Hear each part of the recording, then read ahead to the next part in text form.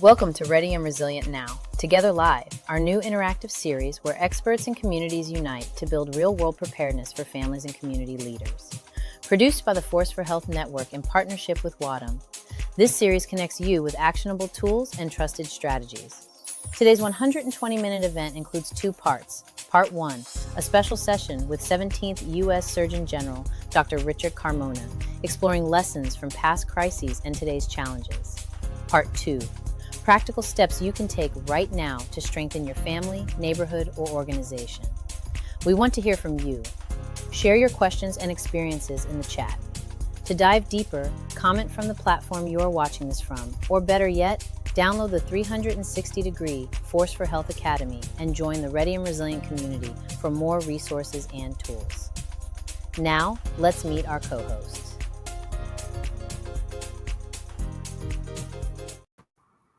Alrighty, welcome aboard, everybody. Today is Tuesday, August 19th, and we are excited to kick off a new series for the Force for Health as we lean into the fall season here. And we have recently recruited two remarkable advisory council members to the Force for Health. One of them will be co-hosting with us every month, Ms. Dr. Donald Donahue here, and he is the president of WADEM, which stands for the Worldwide Association of Disaster Emergency Medicine. And I've got, of course, my partner in crime, Dr. Robert Gillio, co-founder with me with the Force for Health Network, and is our acting chief medical officer.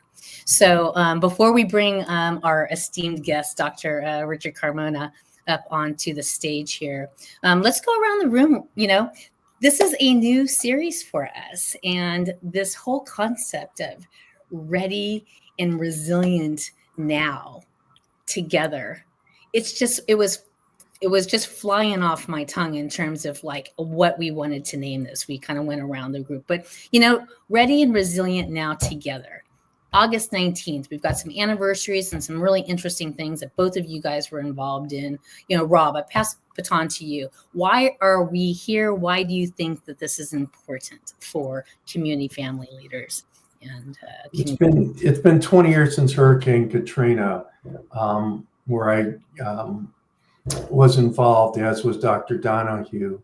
And it's 20 years where I realized that we've made very little progress on the status of the individual, families, as well as communities for disaster preparedness. Lots of money has been spent on militarization to deal with terrorism attacks, and police forces have some very advanced fighting equipment, but the knowledge, the skills, and the resources are not yet there for the first responders, for the medical reserve corps, and people don't yet have a plan for how to deal with emergencies well.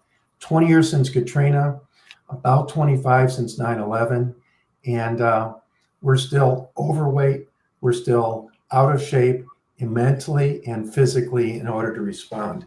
And I feel like, I just got to say this from the start, Lucy, I feel like I'm a little kid in the dugout of the Yankees with the superstars. I got Roger Maris and Mickey Mantle here on the call with us. These are people I've respected and looked up to for the last couple decades of my professional career.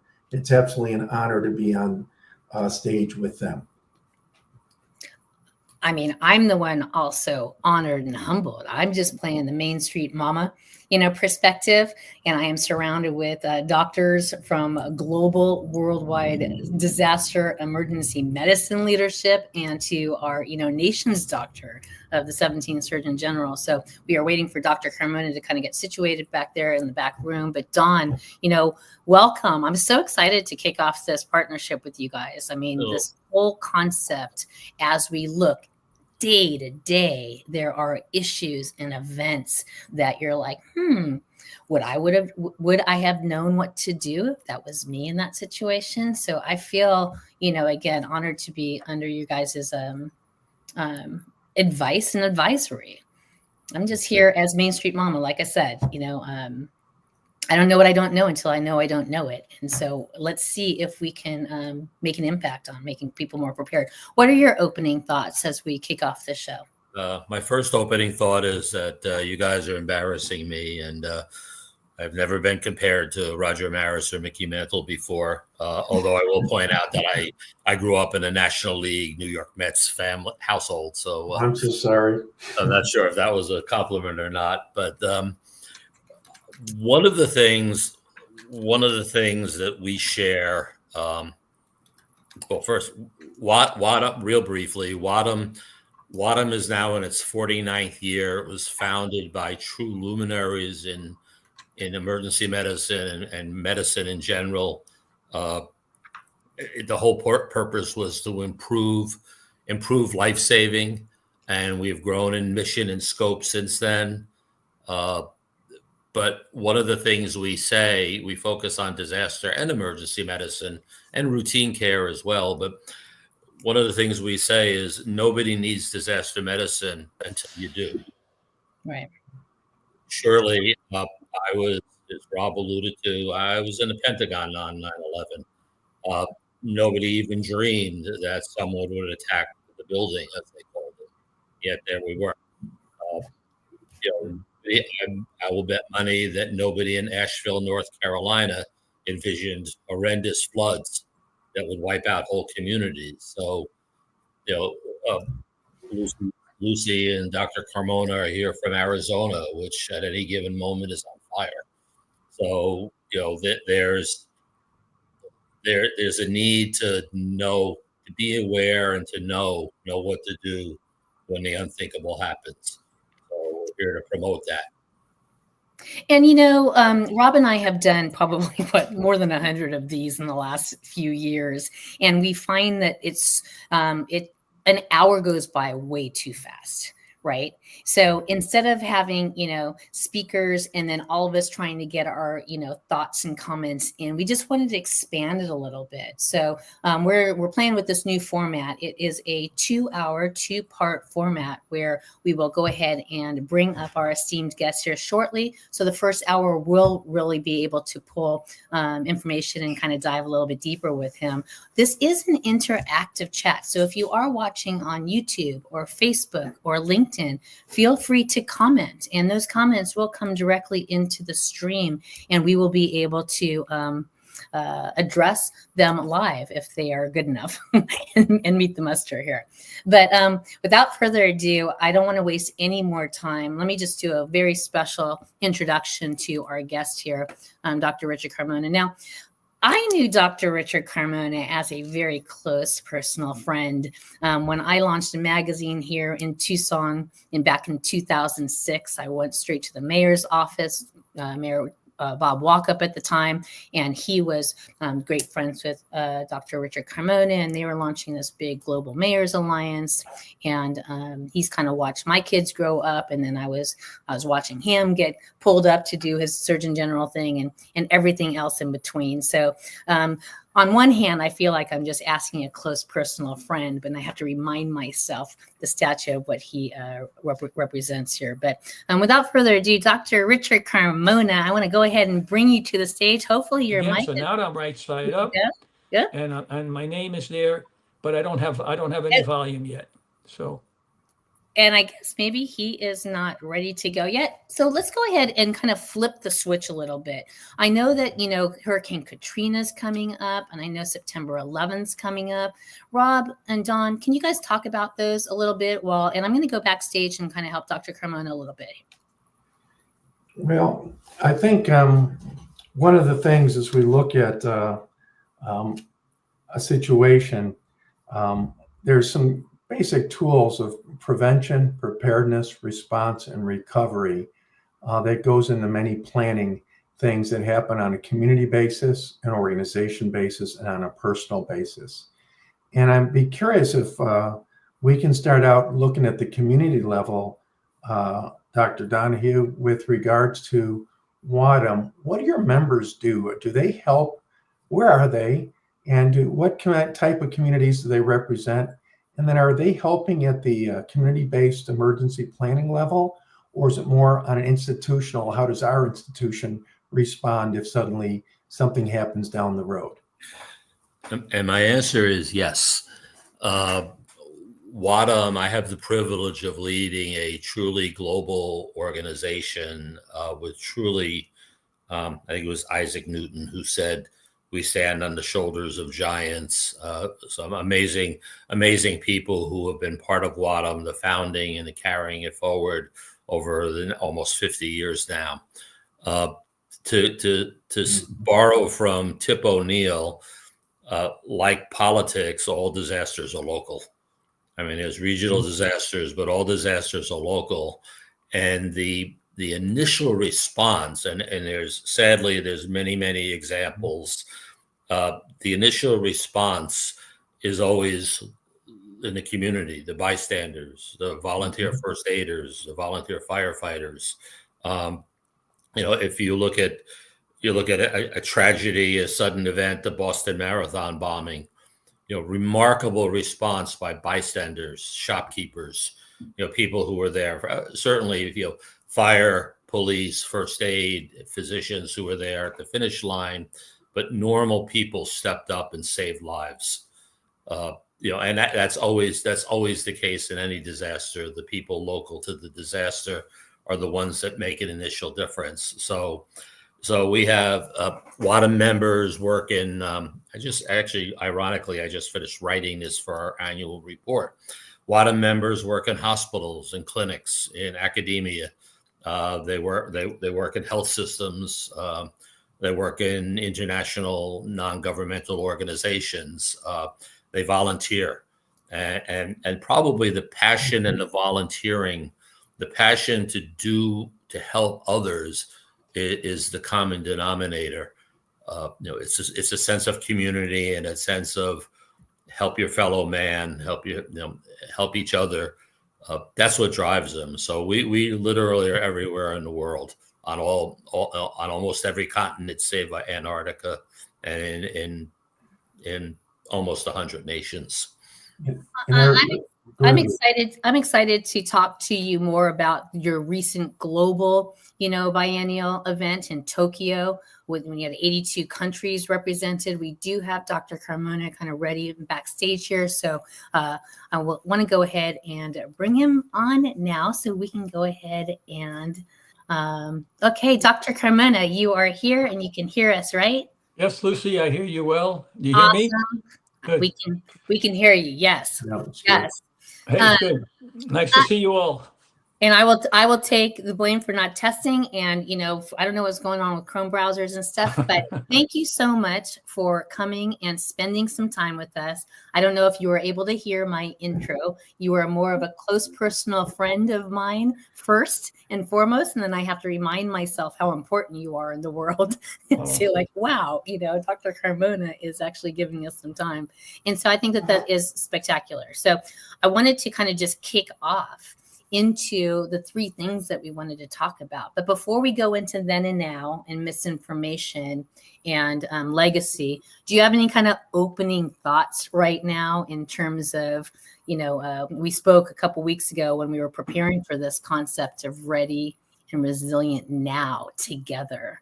What are some of the top of mind thoughts that you have before we kind of kick off into the specific segments here? Well, certainly be happy to comment. And Don and Robert, nice to see you both and happy to be with you. My apologies for multiple technical failures for a couple of minutes. Maybe start with what I just heard Don talking about, the value of the public as it relates to emergency preparedness. And I can refer, and Don will know this well, and we worked together over many years, is back when, around the time of Katrina, which is almost 20 years now, the president had asked me specifically and others, what do we do with all these people who would like to help, but can we organize them in any way? And that's where the Medical Reserve Corps came from. And we started Medical Reserve Corps around the country. And to the point that Donna just made is, those are usually the first responders. It's those people around a disaster who want to help, and there's no organizational structure.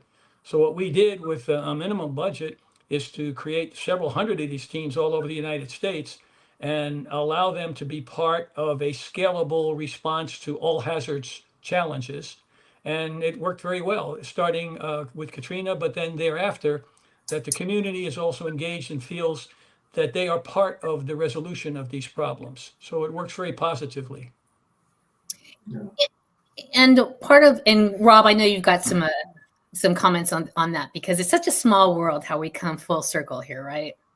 No, I first of all, I don't know if Dr. Carmona really remembers, but from Lancaster, Pennsylvania, we had a group that was involved at 9/11, and then then at Katrina, and we really weren't first responders, sir. We were second responders. We came to take care of those people that survived, and we set up a clinic. We came to take care of the first responders and their families. Mhm. So in a sense, we were the support for the Yep. first responders. But we organized and we realized we didn't have the right team as first responders, but we had a great team as secondary responders. Mhm. And we organized a medical reserve corps. And it meant so much to us that you took the time and wrote us a handwritten note thanking us for being one of the first medical reserve corps in the country.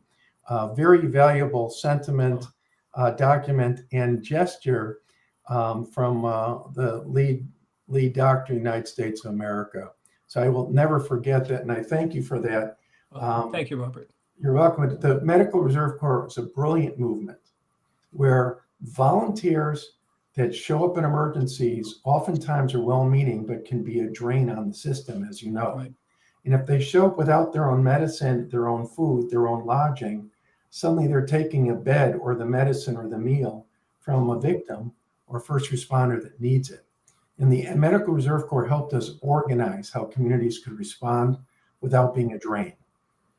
I think that's an important point that Robert makes, and that the Medical Reserve Corps is a national asset as you scale up. But on a day-to-day basis, these are your doctors and nurses and paramedics and EMTs that are in your community, so that they know that community better than anything. And so if they're incorporated into their EMS system and they train with those people and they provide the same services they would provide in an emergency, as we do the drills that every EMS agency does, then they're prepared. And the only challenge then is, as reflected in our national response framework, is the rapid scalability, depending on the degree of threat that we are dealing with. And as I've said to you before, Lucy, that we use the term all hazards because there's not a specific EMT or paramedic or doctor that only responds to certain hazards. So the idea of all hazards came when we were around the table crafting this national response framework that said, what do we call it? How does it work together? And pretty clearly it became evident that the nation will depend on all of its fire and EMS agencies and police agencies when something bad happens. And whether it is a biologic event, whether it's a natural catastrophe, whether it's a Katrina, hurricane, it's the same people you get all the time. And so as you scale up and get into what we call an incident command system, you can add on other sectors if it's a bio event and so on. So that's the beauty of the system. It's the basics are there all the time. It's scalable rapidly from local to state to regional to national. And you can bring the specialty in as you need them if it's, say, a terrorist event versus a hurricane. So Robert and Don, does that summarize it pretty well? Yes. It does. It raises a question, though, I've always wanted to ask you, if you don't mind, Lucy, I'm going to jump in here with this, is why is I'm living in rural Appalachia in Pennsylvania right now at the edge of the mountains. And it was the same in a larger city. Why are so many of our EMT and fire departments begging for money as volunteers with literally boot drives standing out there with a boot or a helmet begging for money at the traffic lights to get equipment? Right. Robert, your point is so important. But the public, when you hear about EMS agencies, fire agencies, think New York Fire Department, LA Fire. Most of our responders are volunteer departments around the country. This is the guy that owns a hardware store. It's a mom who's an elementary school teacher, that when there's an emergency, they stop what they're doing, they put their uniform on, and they show up at the scene. And that really is the beauty of the system, that what we've done is to identify all of these people who are willing to respond and sometimes risk their life for the benefit of others, and then we've built it into a system. The sad part is that they have to fight for support in almost every community that they're in. And again, in Lucy, in Tucson, Arizona, We have about 20 volunteer fire departments, okay? We have the municipal department, but then we have all the small departments that are out there that work. Some of them get subsidies, some of them get some tax, relief, so on and so forth. But it's kind of a system that is very different throughout the country. And I think first, the public has to recognize that we are dependent on these volunteers around the country, like Robert said, in all of those places, Appalachia and other places. And yet we don't do enough to support them and ensure that they get the training and equipment that they need. And unfortunately, you only find that out in something catastrophic when they can't respond, they are not available, they don't have the equipment. So, yep, there's a nice picture of some stuff we did in Tucson. It's I'm trying to, for some reason, it's a great segue because this article is an article that we did together in one of my magazines. It's from 2006, Dr. Carmona, if you can remember that, right? I do.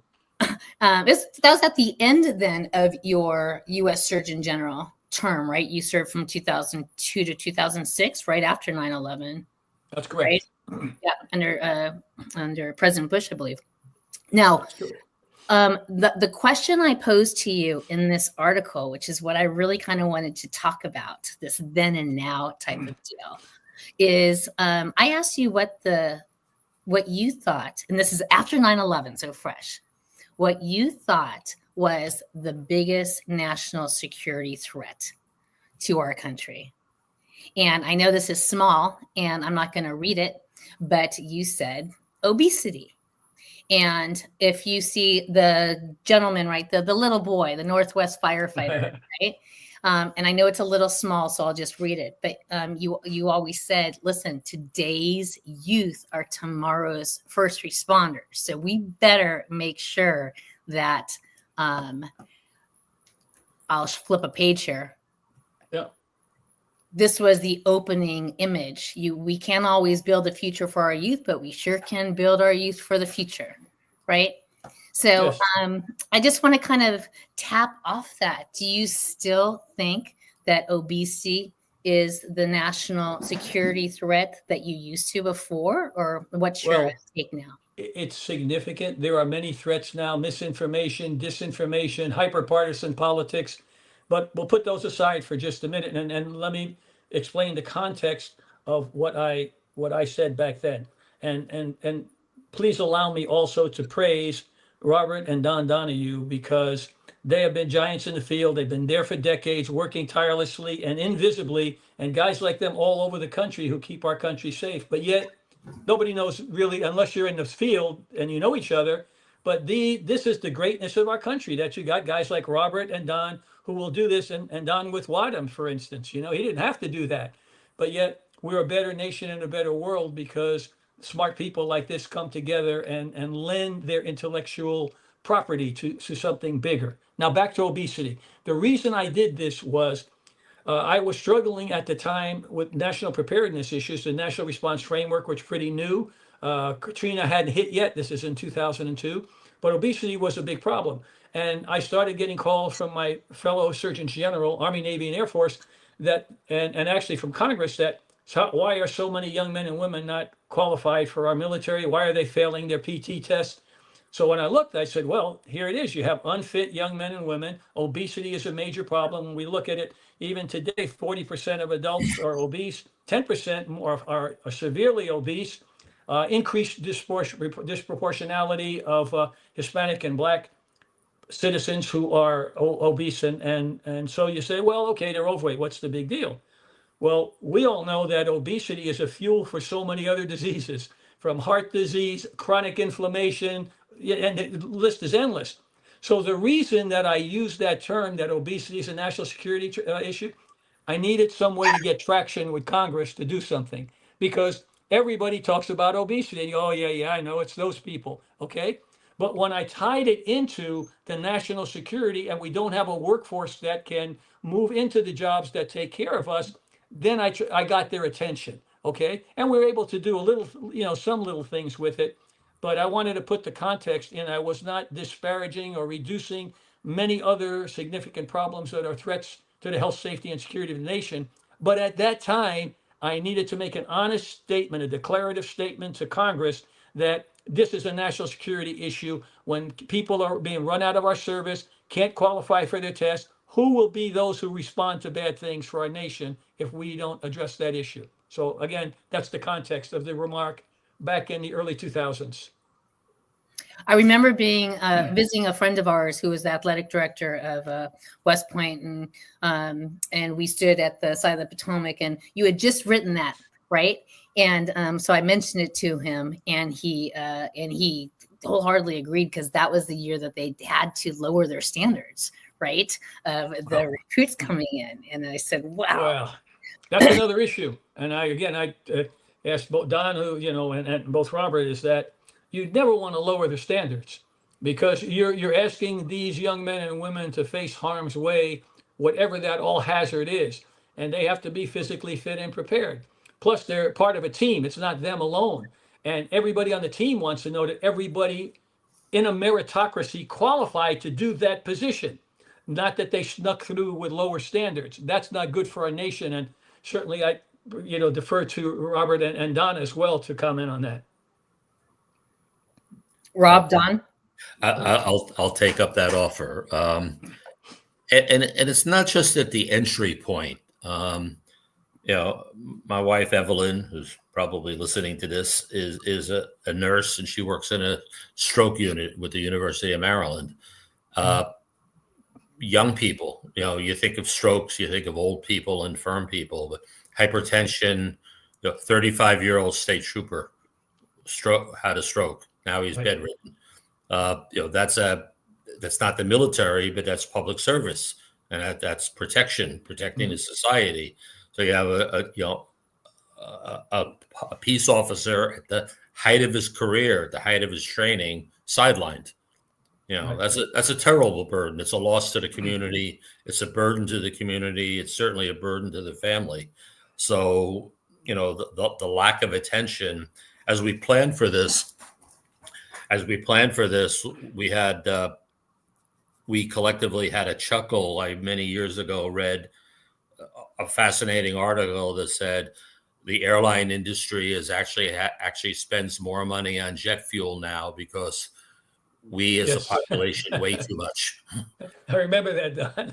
Yeah, it seems, as Dr. Carmona said, it seems obscure, but when an airline has to buy more fuel because the passengers weigh too much, to me that's a ironic and scary statement. Yep.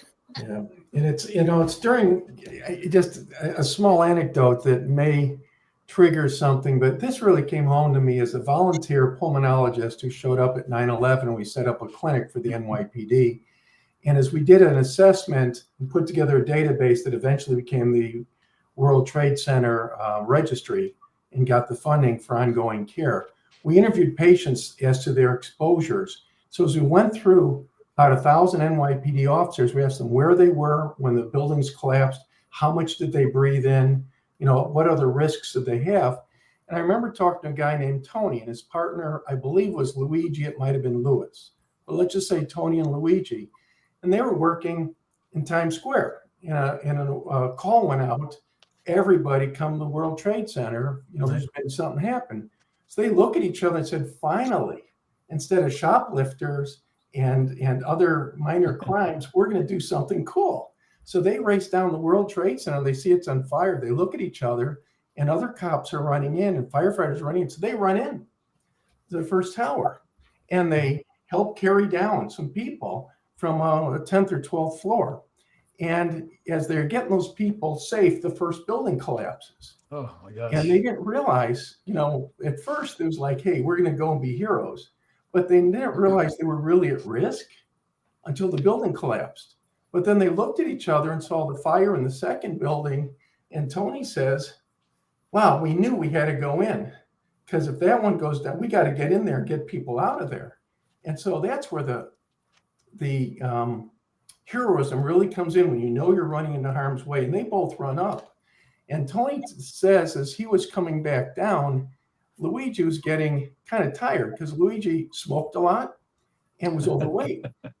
And Tony got out with his person, And about 2 minutes later, the second building collapsed, and Luigi and the person he was helping, they obviously died. But they died because they were out of shape and couldn't do the job they were able to perform. When they're running away from a catastrophe or running to help people, or they're carrying someone, they have to be in the best shape possible. And I think that starts with, the mom and dad taking care of their toddlers or their seniors, all the way on up through your highest level first responders. And that's part of why Lucy and I started this Force for Health, is could we improve the health literacy and healthy behaviors of average citizens, including those that are volunteers? And secondly, can we get more people that want to be those first responders? And in that regard, I want to ask you a question, if I could, Dr. Carmona, and that is, you took an interesting career path that most people don't realize. I went through high school, then college, then med school, then residency, and then a life as a doctor, and eventually a public health, whatever I'm doing now, as chief medical officer of a big population health effort. You became an EMT and practiced in that capacity, and somehow use that as part of a pathway to professional. And I'm wondering, as we work on pathways to professional in healthcare, if that is still a valid thing to be working on at this time. Tell people your path, and please comment on then and now. Thank you, Robert. I would suggest that people don't follow my path exactly, because it was somewhat complicated. My parents were immigrants, and I grew up in New York City in Harlem, and we were poor. Nobody in my family graduated from high school. And my mom's goal was to try and get her kids out of high school. We all dropped out. And the Army saved me. I enlisted in the Army at 17 and really began a path of opportunity where, the military it's often forgotten that they do give a chance to young men and women who are looking for, an opportunity. And so I went in the Army. I got my GED after about a year, equivalency diploma. And then I kept, advancing, ultimately became a special forces medical specialist and a weapons specialist deployed to combat. And that set me up for the rest of my life, because it teaches you about duty, honor, country, service. You know how to accomplish a mission. And, in special forces, there's nobody watching. You get a mission, it's up to you to complete it with a team, and the importance of building a team. So that set me up to be successful later in life. And I've been a first responder now for about 60 years. Ocean lifeguard, paramedic, police officer. Lucy, was the SWAT team, and started the tactical medicine program nationally, and a doc. And yet I've enjoyed every minute, but all of those, and actually in between, I was a registered nurse as well, for a number of years as I was going to college. And I was in the reserves, and I went from active duty to reserves. So it's a circuitous route, and I don't recommend it to anybody, but I was persistent and, listened to my mom that I could accomplish more, and I stayed with it. But boy, it taught me a lot. So when I get to sit at the table with people like Robert and Don and our other colleagues, who have the great knowledge of what this nation needs, I can contribute as well. And I can contribute sometimes in unique ways, having been the one that stood the watch at night in dark places and, had to run into burning buildings or being shot at. That's not just me, that's all our first responders. But to me, it's an immense privilege to be able to continue to serve and speak for those, as Don and Robert are doing, that do that every single day. And it's not only about them, it's about their families, because those wives, those husbands, those children don't know if mom or dad are coming home at night, or are they going to come home in the same way they left? Are they going to be injured? My family went through that a number of times. So I have a lot of empathy and compassion and praise for our first responders who are willing to go into harm's way every day to save someone else.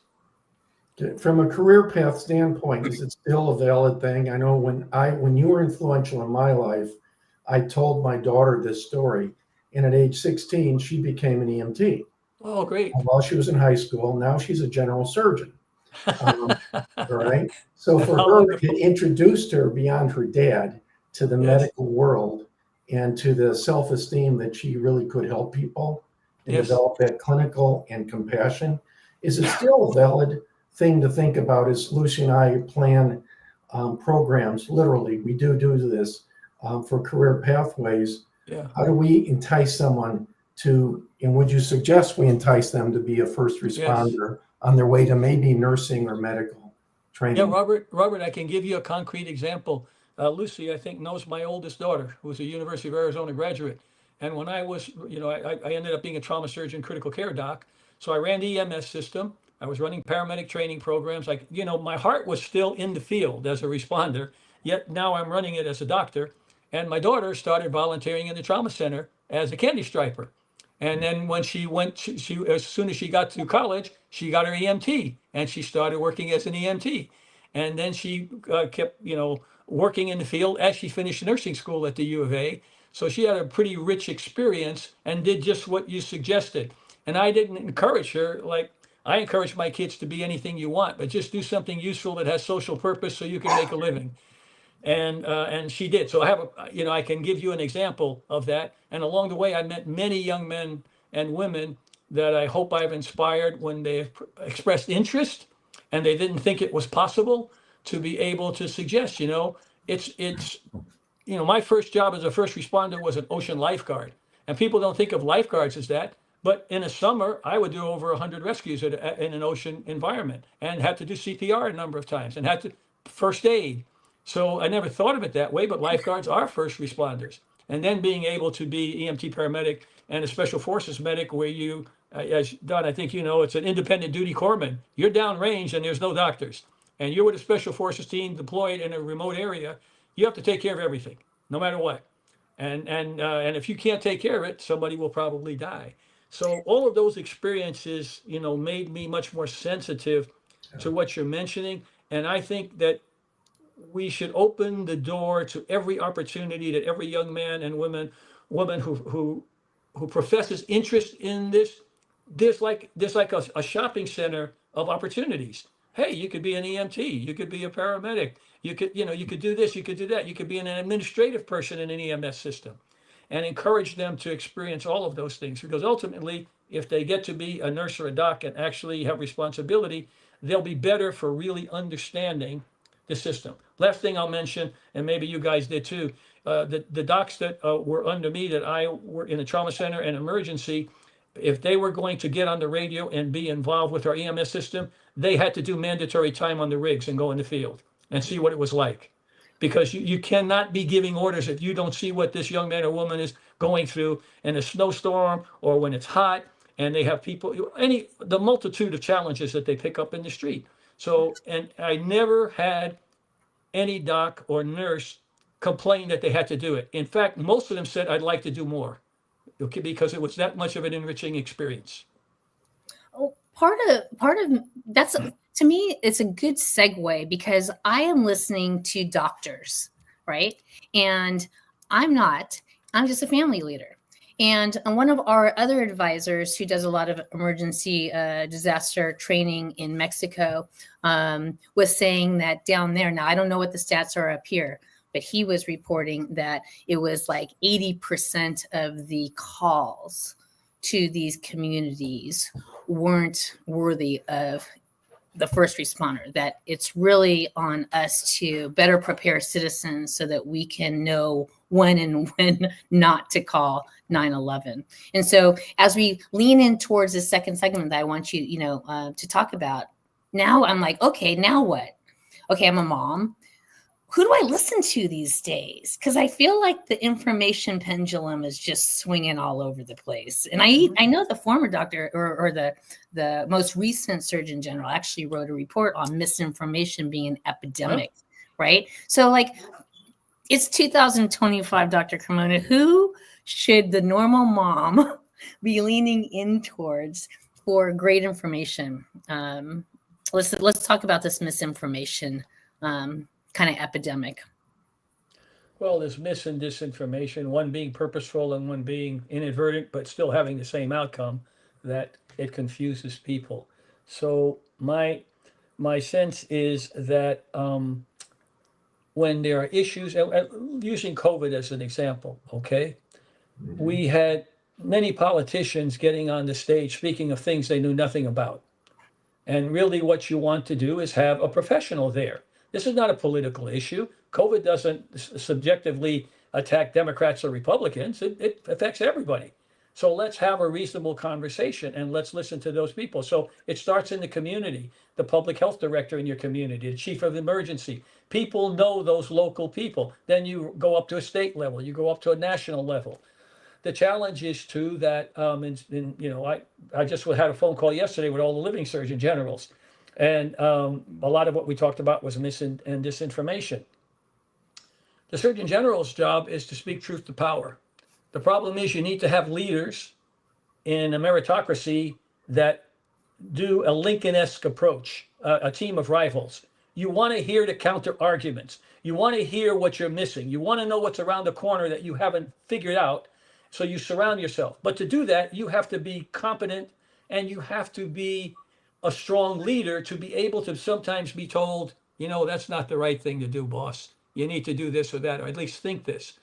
And I think Lincoln figured it out at the Civil War, and instead of discarding those people who disagreed with him, he brought them closer and brought them around the table. And I think that's an example that we all need to model as we go forward now, because in this day and age, what we are seeing more is people that surround very senior leaders that are only willing to tell them that they're always the handsomest person around or the smartest person. And that's not good for us as a nation, whether it's in our military or whether it is in the civilian world. So having leaders that are strong enough to be able to put people on the camera who are experts in the field and give nonpartisan answers that are actionable by you as a mom, so you know what to do to protect your family. That's where I think we need to go. And it's easier said than done. I know Robert and Don have plenty to say too. So I'll stop with that and pitch it to my colleagues. Don? I'm smiling as you're talking, sir. I read recently that once that the mind is like a parachute. It works best when it's open. I love it. There's information out there. There's people like Dr. Carmona. I've had the privilege of working with some of his Surgeon General colleagues and folks in the public health service. There's knowledge out there. We don't always know everything. Again, COVID was a prime example of that. We in many ways we weren't ready for that. We didn't understand it, but the facts are out there, and you have to have an open mind to be willing to do some research. And at the risk of lecturing, not find something online that validates what you already believe and then close your mind. Right.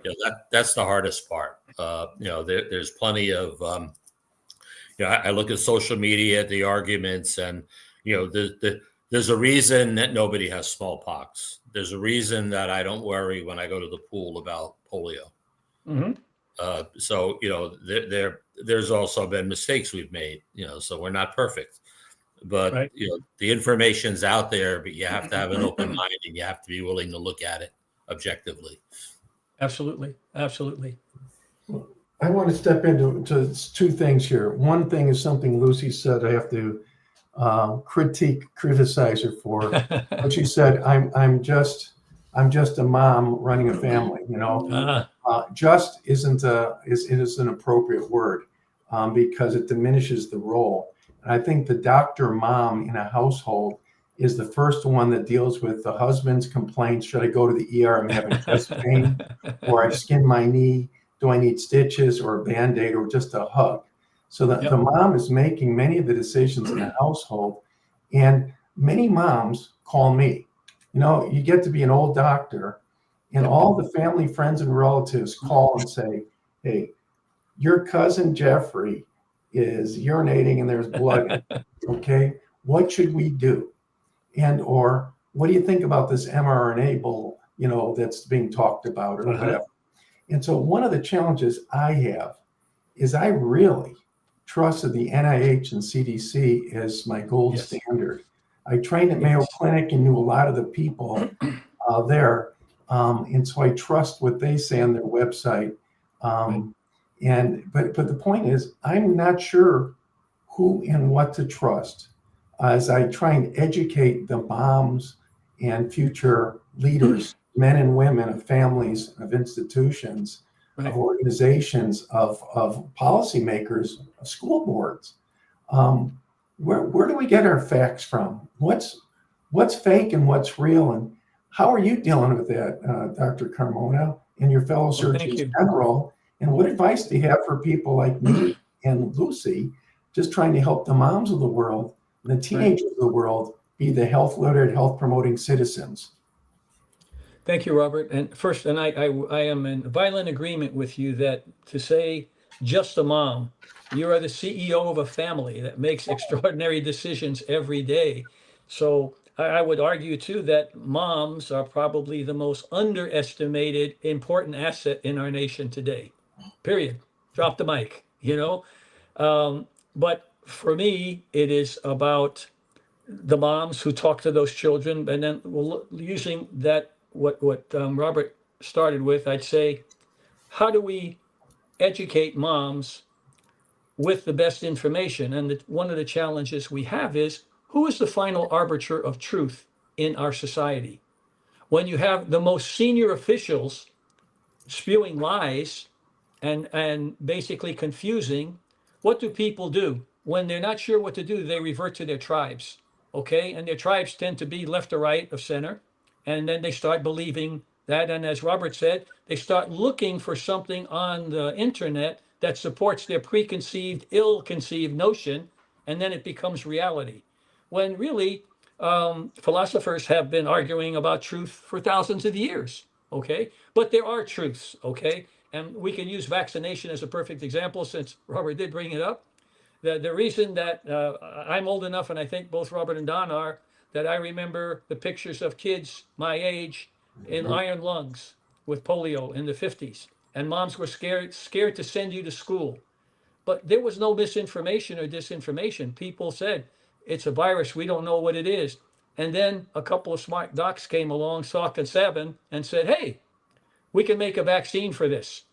Nobody pushed back. Nobody gave mis or disinformation. They wanted to save their children.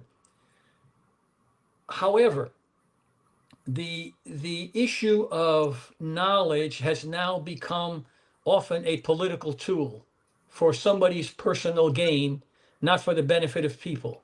And when you lead in positions like Don or Robert or I have had the privilege, it's never about you. It's about you having the privilege to serve others.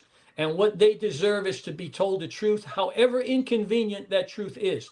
And the truth is based on the best science. And if I don't know the best science, as Surgeon General, I would say, I don't know that. But I'm going to check with my colleagues at NIH and CDC who are researchers in this area. Okay? And so I can be a conduit and a trusted conduit of information, but I don't know everything.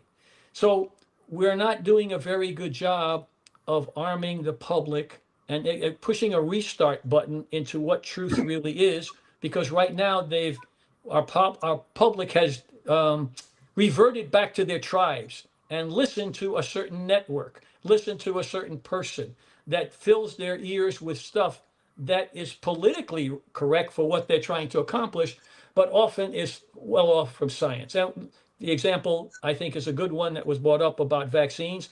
Are you aware that today most physicians in training, like pediatricians, have never seen a case of measles? Okay, why? By accident? No, because MMR works. Okay.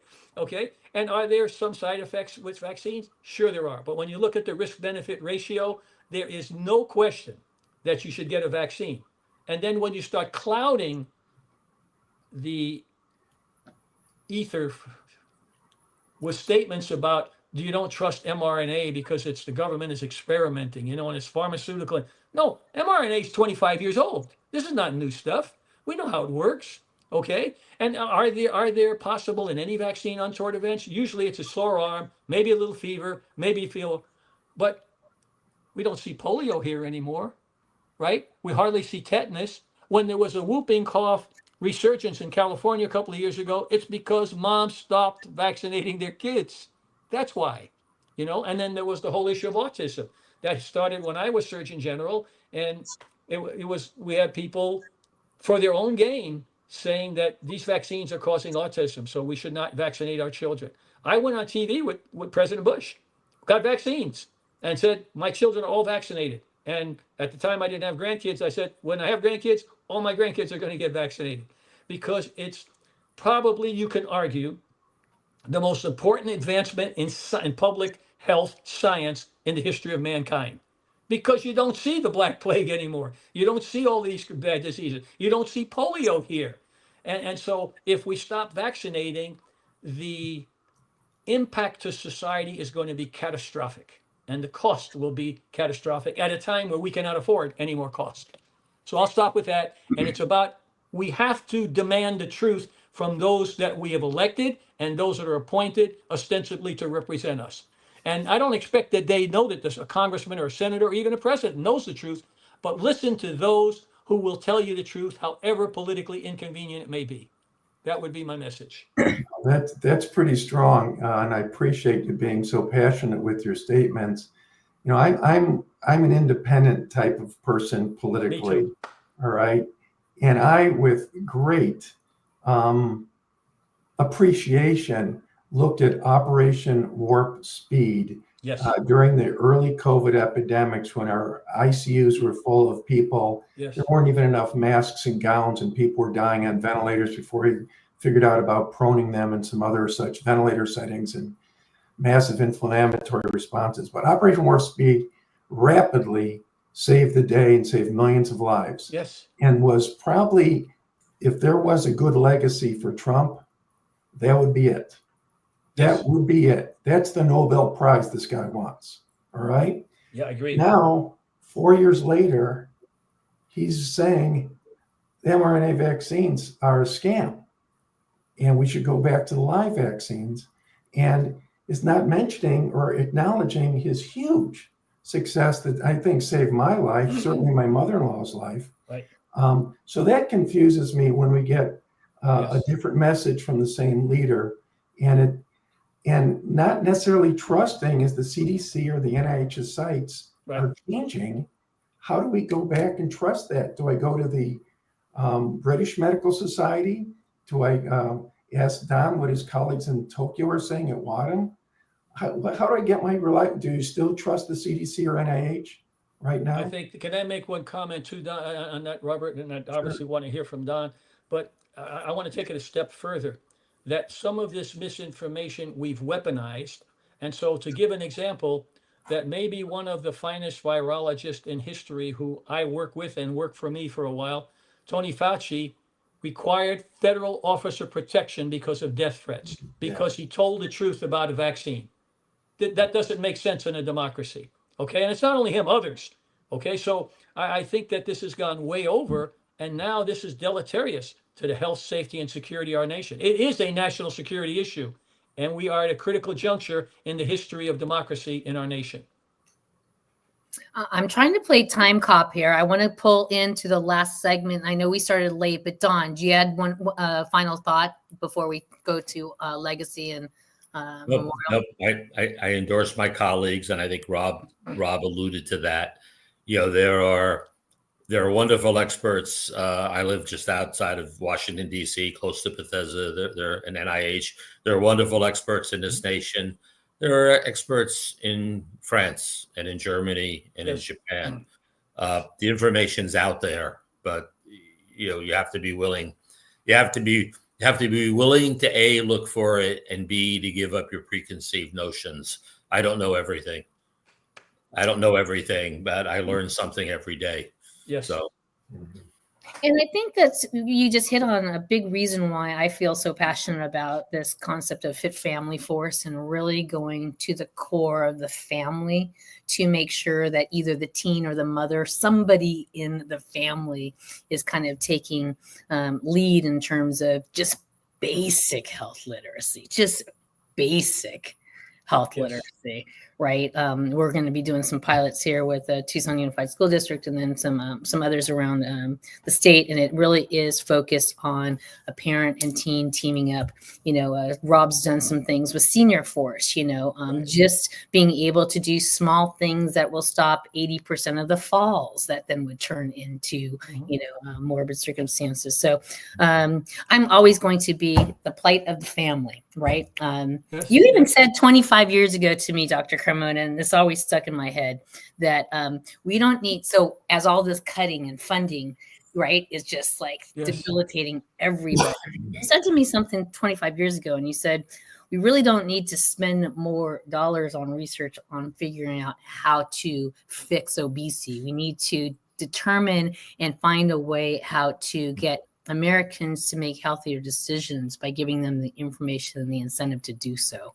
And I feel like we've just fighting that, fight. We do. Susan, I'll tell you, Lucy, if I may comment, you talked about the health literacy. I would add to health literacy that the challenge for us is, how do you take all of this science, which is even getting more complex, that the average person really doesn't understand? And actually, unless you just got out of medical school, it's still kind of science fiction, that if you're not keeping up with it. But how do you take that and translate it in a culturally competent, health literate manner? Because different cultures that represent the diversity of this nation, the messages have to be nuanced, okay? Because people come with their habits from wherever they come in the world, because this is still that melting pot that, we're a nation of immigrants in spite of what others say. And we are a better nation because of immigration, legal immigration, okay? So we're not going to get into the politics, but yet when those people come, they cook a certain way, they eat certain foods, activities. So it's up to us to figure out this equation, and it's one I used a lot as Surgeon General. How do I take the most complex science the world has ever seen, translate it in a culturally competent, health literate manner to do one thing, to effect sustainable behavioral change in the population? That's a simple it. That's it. But yet the devil's in the details of how to do that, because it's extraordinarily complex. And now you add the 4 or 5 extra layers of all those specialty research and departments getting cut, that they're all kind of like, their disparities are real, right? And so now you just say a word and you're like not going to get funding for 10 years.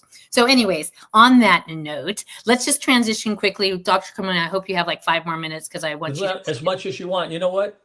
I'm thoroughly enjoying having a conversation with my colleagues and you, Lucy, who I don't get to see much. And awesome. I'm happy to do more at another time, that whatever you need something. Well, if you look at Rob's background, I forgot to change mine, but we own the trademark of learn it, live it, share it.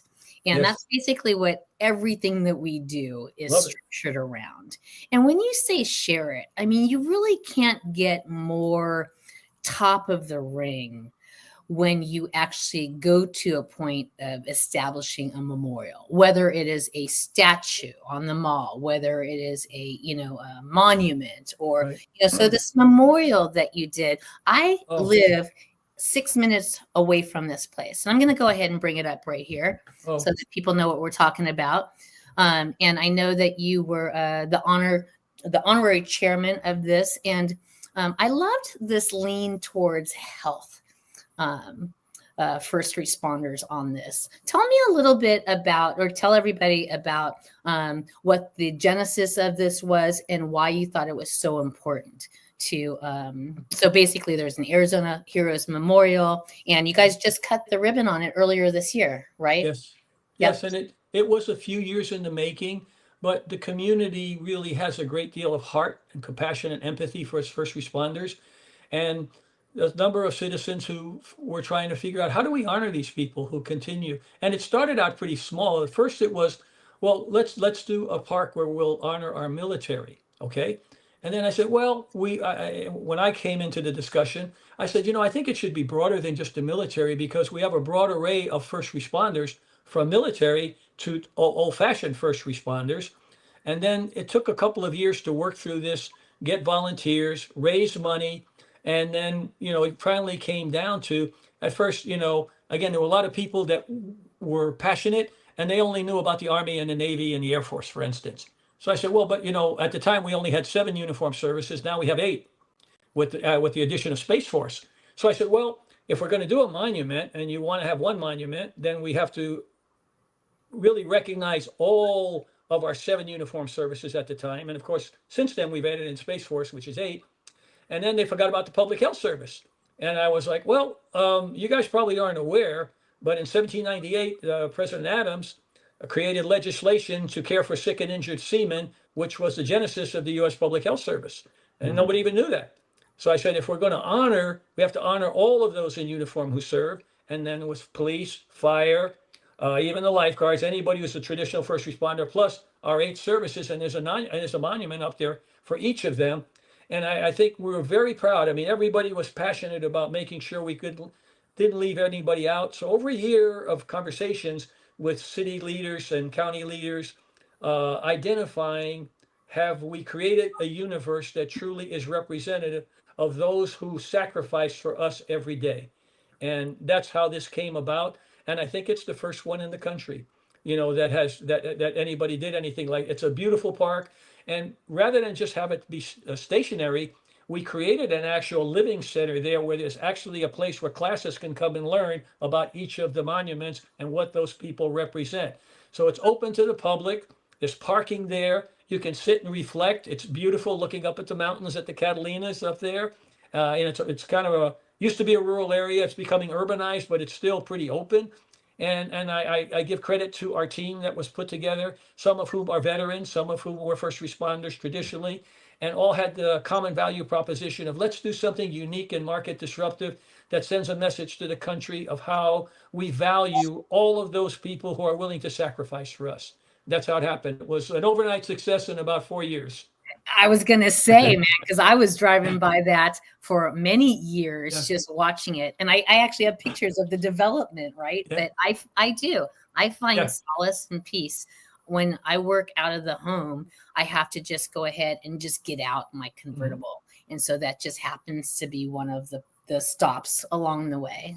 Yes. Oro Valley, Narongha Park, which is where it's perched so perfectly.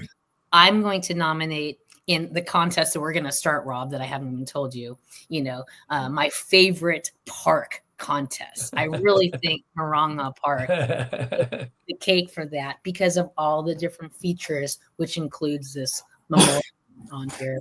What was your kind of like biggest lesson or takeaway from that whole experience? The biggest, I don't know so much it was a lesson, but because I know my community very well, having, served here in so many different ways, was the passion by which people came out of the woodwork, literally, to say, I want to be part of this. I'll send my $5. I'll send $10. We had businesses, big construction companies said, okay, we'll build that for you, no charge.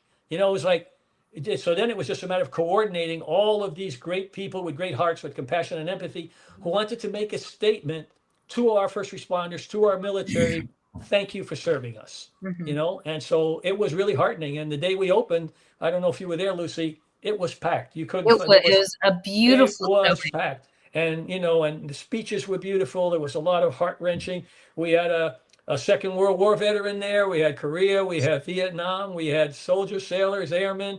It was a beautiful picture to see a community come together around a common value proposition. That is to thank the small percentage of people who put their life on the line for us every day. And that was the beauty of it. So I'm very proud of my community, our community, that it came together like that. And I love that you said that it's one of a kind, meaning the tone and focus of the memorials. Anything, that's what Reality Health Games is all about. Whenever I get to brag about Tucson being a leader, nationally or globally, in Arizona, then we're going to go ahead and wave that flag. Rob and Don, when we talk about this honoring and legacying and this whole concept of sharing stories, do you guys have anything close to this that you go and visit, or what's your thoughts on legacy and memorial efforts like this? Legacy and tradition has an intrinsic value. And, we started just before Dr. Carmona came on, we started talking. Rob talked about the Yankees.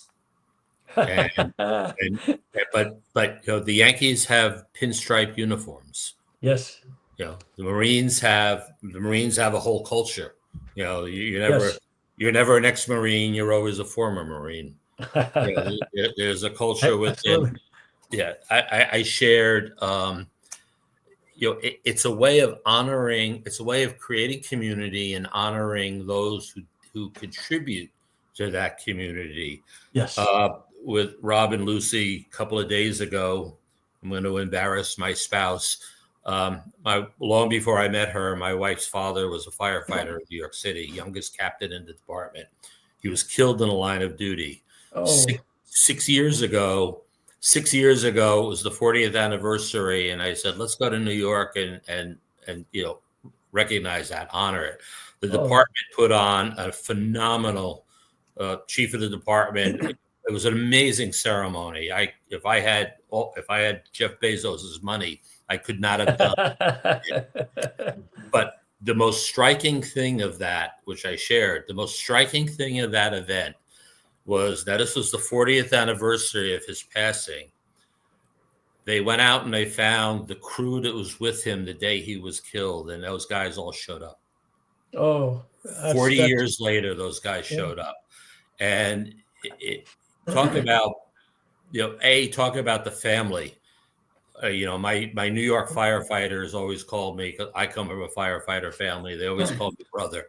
Talk about a family. Yes. But talk about the validation for my wife's family, their loss. That it wasn't, it was a loss, but it was a loss for a higher purpose. And you can't put a price on that. So well said. That monument and others like it are so important. And they remind us who we are and who we should be. Well said, Don. Very, very well said. Well said, but I'm going to take a slightly different tact at it. I have my favorite monuments and went to the World War II monument with my mom. Shortly after my dad died, he was a medic on Iwo Jima. Wow. But it was a very powerful event. But the most powerful thing for me is on a micro basis. We don't have to have people die to have them be heroes. Right. And we don't have to spend hundreds of thousands of dollars and have construction companies step up to make a memorial. We have in our hands, it's kind of cute. In our hands, we've got the tools to memorialize wonderful things. I mean, my Facebook picture is me having a Facebook conversation with my grandchildren. I love it. But we've been involved where teenagers have interviewed their grandparents and created short videos. We call them Force for Health Heroes. That's wonderful. My mother recently turned 100, and we put together this little rinky-dink dinner at a Lions Club pavilion, and kind of put the word out that whoever shows up, there'd be free ice cream and cake. That type of we did it last summer. Wouldn't you know it?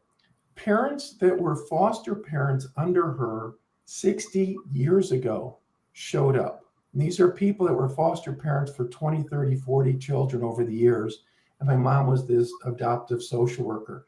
Kids that were adopted through my mom, but also the cousins, the nephews, the relatives, the neighbors showed up. But to do a memorial for someone while they're still alive. Lucy's done a legacy work with a woman in her community. But the ability for a teenager to capture a video I can't remember my father's voice. I don't remember it. I don't have any recordings of it. Right. All of our 8mm movies are silent. Yeah, but 1,000 years from now, someone's going to watch this Richard Carmona interview and realize he thought a lot about mothers. And as the CEO of the family, it's been captured.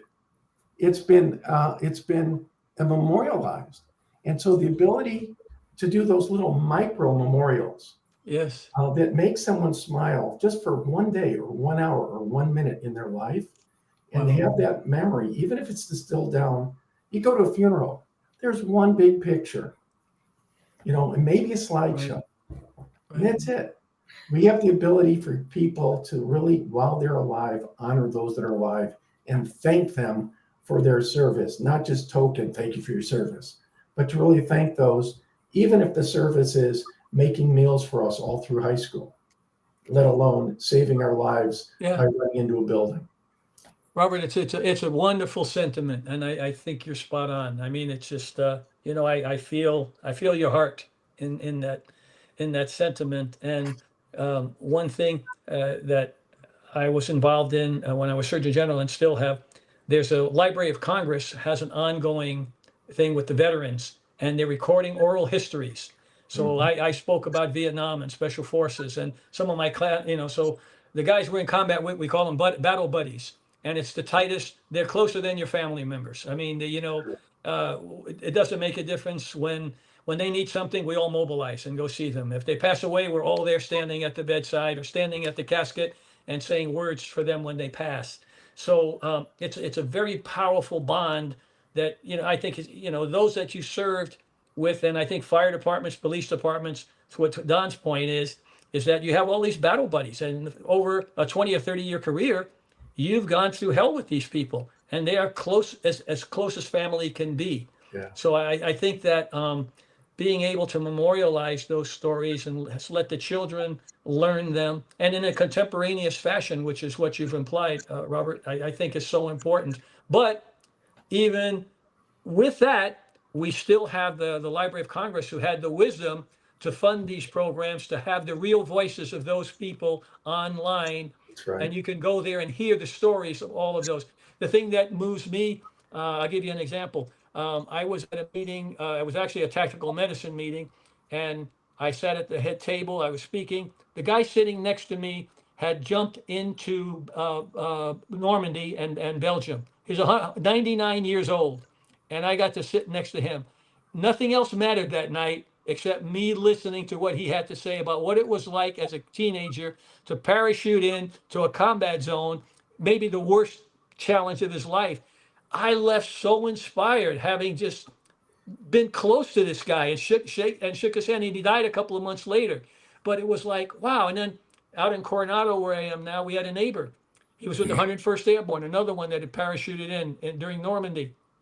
And I'm just a quick walk to the Navy SEAL training area.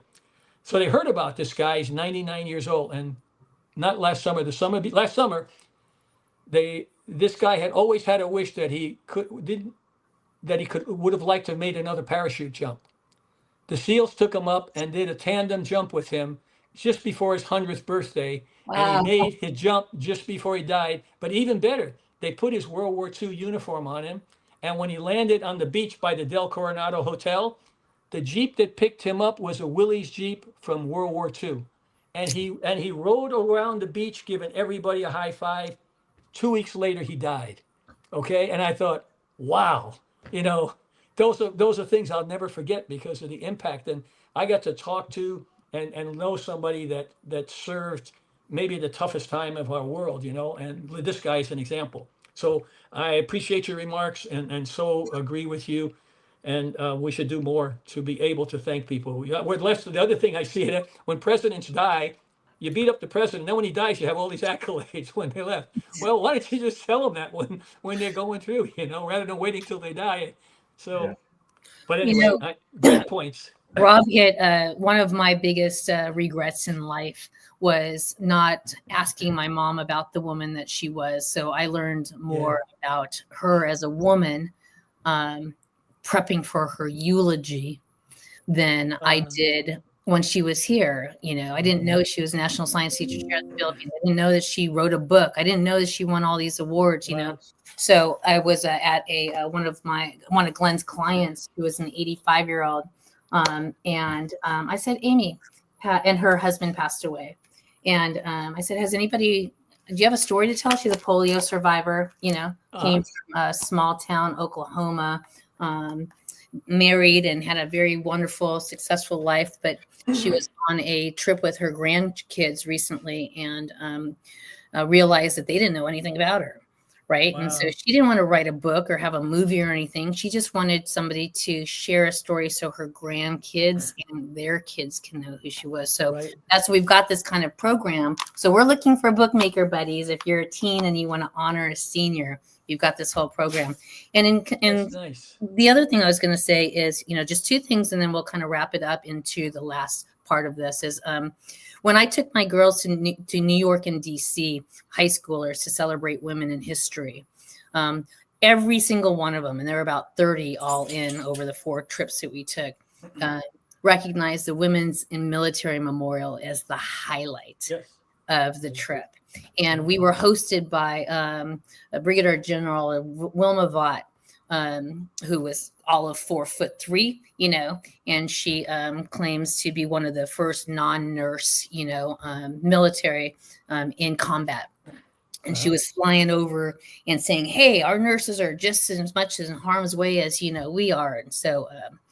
And so the girls, when they visited, just like you said, Dr. Carmona, with this 99-year-old that has this lived experience that they were blown away that these people are still walking around and can tell this story from back then. So we are huge on legacy. And I love that this conversation led towards where it's at. If you want to go ahead and continue, let's go. I wanted to talk, we've got Hurricane Katrina coming up. We've got 9/11 coming up. Yep. Let's kind of explore those. Let me just share really quickly here, because over at the Force for Health, we've got these kind of journeys to self-test and self-challenge yourself. So, Rob's put together a journey called Street Smarts, right? Or there is a journey called Resiliency, or there is a journey called First Aid. And so these are just things that you can do. Were they not sharing? No, they weren't showing. I'm sorry. There's the First Aid. There is Resiliency, Street Smart. I'm hoping you guys are seeing these while I'm flipping through. Yes, we are. Yeah. Yes. And so the goal here really is, and let me remove that, just to give some folks a little challenge and a path to self-test themselves and see what they know and what they can possibly consume, and then perhaps behaviorally change, right? Lucy, you know what?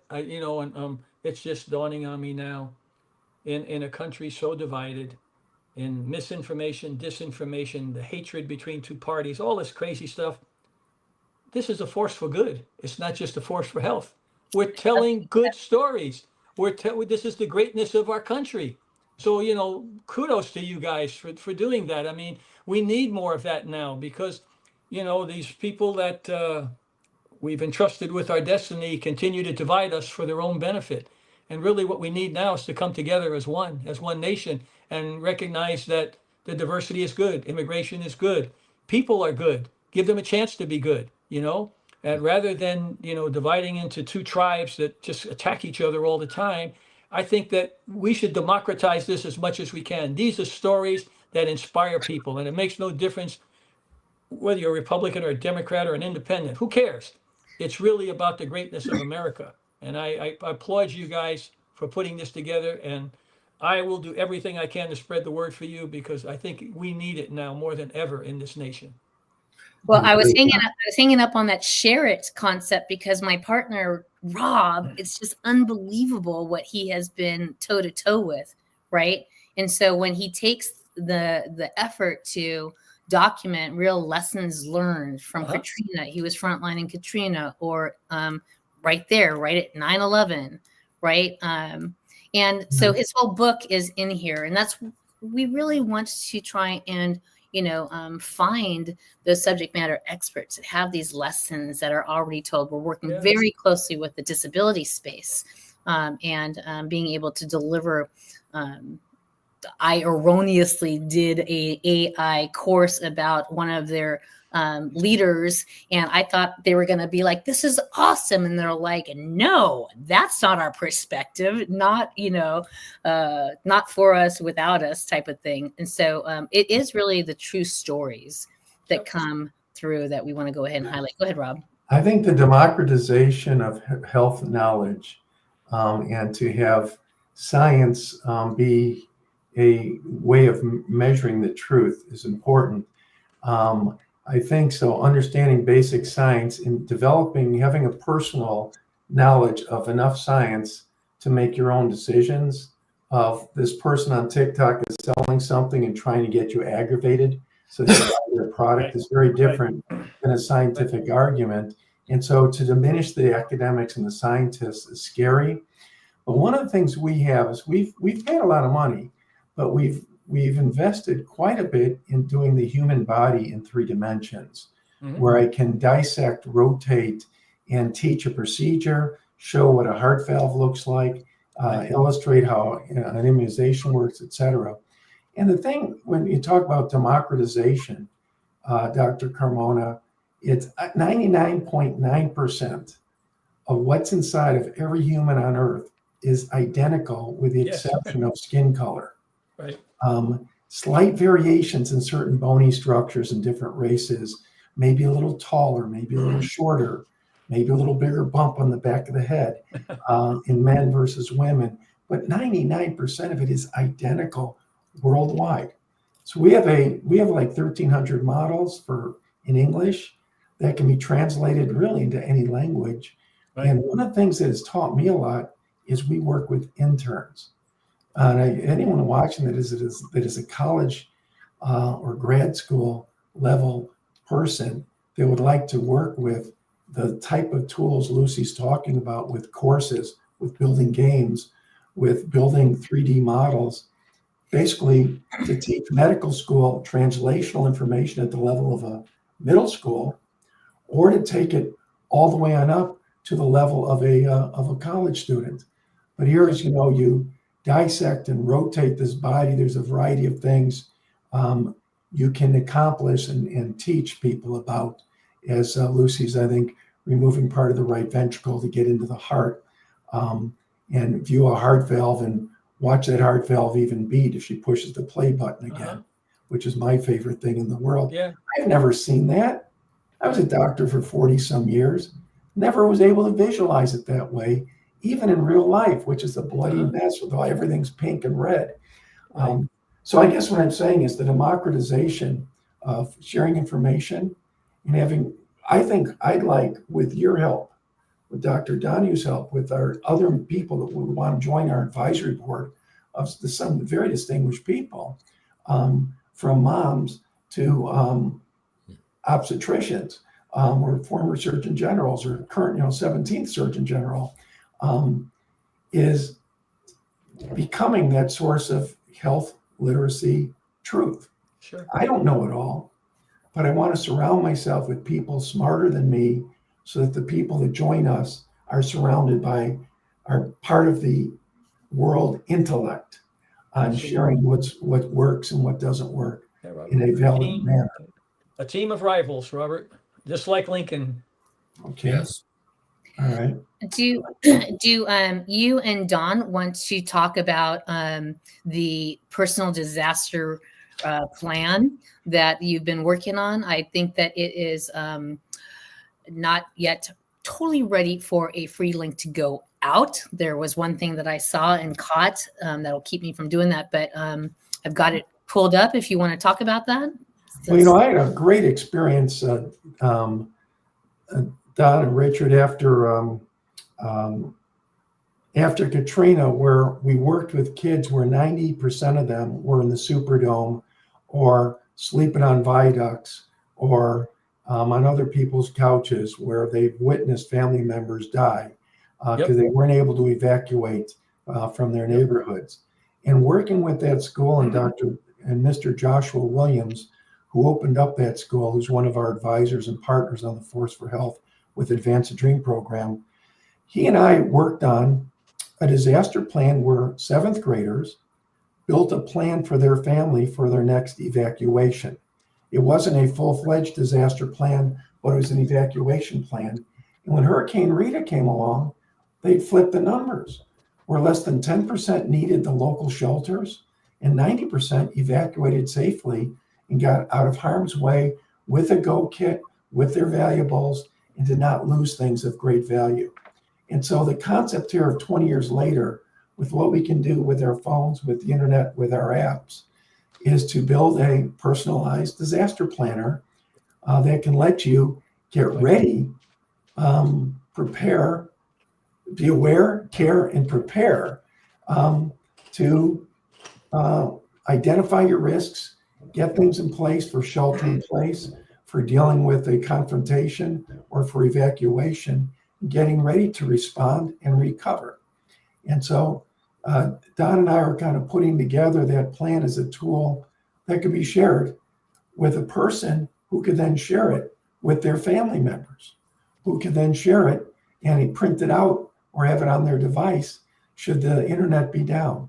So they have a rallying point in the region or outside of the region should their region have a regional disaster and they don't know whether mom or dad are alive or whether they got washed away in the flood. They would be able to solve those kind of issues right away. So I'm excited about that. And before Katrina, I'd love to put together a challenge with your assistance at WADEM and the Surgeon General's connections. Can we challenge September's Preparedness Month? Can we challenge people in August and September to build, whether they use ours or FEMA's or whoever's disaster plan, get their stuff together because stuff happens. And it's going to happen to all of us at one point or another. So can we not just survive, but thrive after a disaster? Does that make sense to do that kind of thing? I think so. I think it's worthwhile. The average person doesn't know anything about their EMS system, support services, response. They don't know the difference between basic life support versus advanced life support. They know if they call 911, somebody shows up. However, as you know, if we use Katrina as an example, when you have something so catastrophic, independent of what the hazard is, and then you could call 911, but nobody's going to answer because there's nobody there now. Okay. And Katrina is a perfect example. Fire departments left. We had no fire. We had no police. We had to send federal agents down to be able to prevent the looting at the hospitals that were going on. Pharmacies were being broken into, shopping centers. It was just crisis after crisis. And when we realized this was the first national emergency that the U.S. did not have the infrastructure prepared to respond to. And so MRCs, DMATs, the disaster medical list, all those things we had put together that were more contingency, all of a sudden they became essential. We mobilized a lot of the DMATs. We mobilized the MRCs and brought them into the area. And I think in our second week, third week there, we evacuated 300,000 people. And when we brought the plan forward, and interestingly enough, I was told by some, well, you can't use the military because they carry guns and that's going to be offensive to people. I was like, dude, they're going to die. Okay. I don't think they care if somebody comes on a rickshaw. And so it was, and the problem, and Don, you being I think you're Air Force, right, Don? And it's like Army, they said, okay, Carmona, you can do this, but you have to fill out, they had a new form because Northcom was just getting stood up in Colorado. So they said, anything you need has to have a form filled out and you send it to Northcom for approval. And I said, yeah, but I'm getting calls that people are dying right now. I can't wait for a form.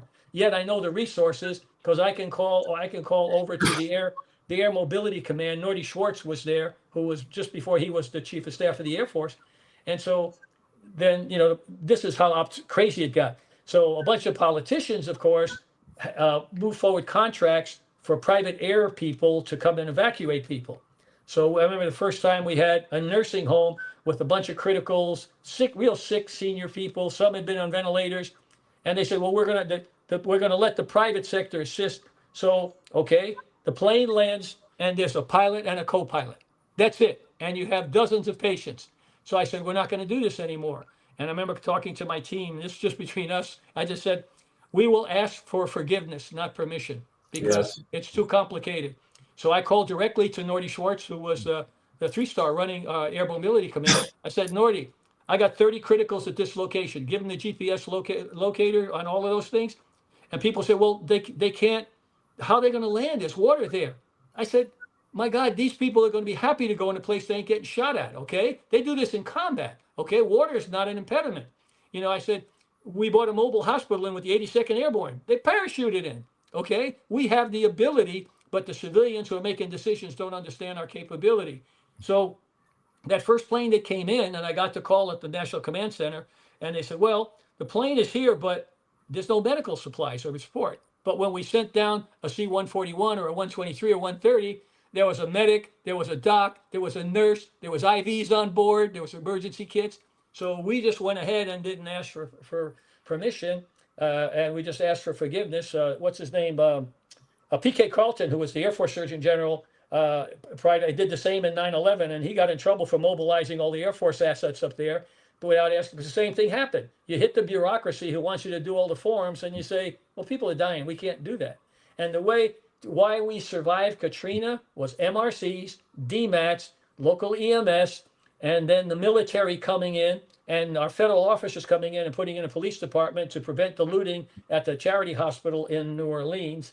And then what was really great, CVS and Walgreens airlifted in big, like trucks, whatever you call those behemoths, for portable pharmacies, and we were able to dispense. But then I got a call and said, well, you better make sure that they qualify, that they're Medicaid or Medicare. I said, are you kidding me? I said, what do you want me to do? These people left their homes and their wallets, and they tell you they're diabetic. Are they going to be lying to me?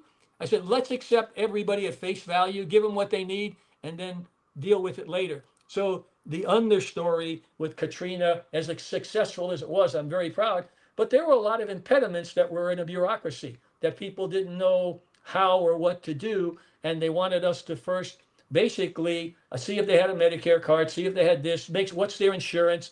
I said, I don't really care if they have insurance. I don't care if they're all poor. This is about humanity. And we have to find a place to evacuate. So Governor Perry in Texas, I spoke to him, and I knew him from a bunch of things, and his state medical director at the time, Hispanic guy, I'm blocking on his name now, good guy. He said, we'll help you. They gave us 3 of those big stadiums, and in 24 hours we opened 50,000 people in each of those stadiums, mini cities that were staffed with the purple uniform. All of our services were there. Food was there, medical, security, doctors, everything. And that story has never been told, but it is the best of America rising up, solving the problem, and then they went back to their homes and did their jobs. And many of those people never returned. Of the 300,000 that evacuated, I think about 2/3 or 3/4 stayed in Texas, and some came to Arizona as well. Yeah, John, I'm sorry. I think there's a value here. Is we as humans have a tendency to complicate things. Yeah. So the value of what Rob has initiated. Yes. It's not complex. It's not complex. It's not lengthy. It's a playbook. I love it. What do you do? What do you do when this happens? Yeah. And my advice to anybody listening is the KISS. Keep it simple. Don't overcomplicate things. If you want to know a top level advice for staying healthy, talk to a kindergartner. Wash your hands. Wash your hands. I love it. I guarantee you that every 3rd grader in the United States knows how to get out of their school if there's a fire. Yep. Because they practice it, because it's simple. Yes. What Rob has put together that I had a chance to edit with my red pen. It's just a plan. On 9/11, I shared this with Rob yesterday. On 9/11, I was in the Pentagon. My wife was at the job in our hospital. My daughter was in school, and my son was with the nanny in Lincoln Park on Capitol Hill. We were in 4 different places. Right. That was a wake up for me. Right. What do you do when something happens? If something happens at 3 a.m., we just rally the family, we get in the car, and we go. Right. What if you don't have a car, or what if you're spread out? Yep. So knowing what to do, like an airline pilot. When Captain Sullenberger, when the engines went out on his airplane, he and his first officer took out their checklist and made decisions. And Don, if I might suggest, from your Army days, remember what you're describing is immediate action drills. Yes. Essentially, there's a word for that in the military, And whether it's in close combat, whether it's anything else you do, you have all these contingencies built into your mind by the military. If this happens, you do that. Especially in emergencies that you don't have time to, oh, okay, time out, I want to have a consult. I want to ask somebody. No. So immediate action drills, I think, is an important one, and we can build that into any community. Adapt, improvise, and overcome is what one of my military friends used to always say. He was a retired Marine, or a Marine no longer in active duty, however you want to say it. But he said that with every business challenge we had. Yes. It was adapt, improvise, and overcome. Exactly. We broke a lot of rules at Katrina. I shouldn't tell you this, but oh my gosh. No. First of all, thank you. If anyone from Walgreens is listening, you guys saved the day. We were seeing hundreds of people at the clinic we set up at the zoo, a whole bunch of volunteers, and then later Joe Brown Park. And Walter France at Mayo Clinic sent about 60 people down because they've been drilling for a disaster. And when I called, they were there within 12 hours to help man this clinic or staff this clinic. But people didn't know what meds they were on. They're a little white pill, a yellow pill, a little green pill. That's exactly right. And everyone else, I'm on chemotherapy at Charity, but all the records were underwater for medical records. Walgreens broke the HIPAA rules with us. And reconstructed people's medical records, basically saying, we know the allergies, we know the meds, and we know their main 4 or 5 conditions on the form they filled out once when they got their pharmacy mail-in account. So Walgreens was a huge help. The other thing is, lots of attention was spent to New Orleans, and the areas that weren't so visible, the Mississippi coast was forgotten. Long Beach and Pass Christian. Robin Roberts, talked to her about that. Her town was devastated, which is Pass Christian.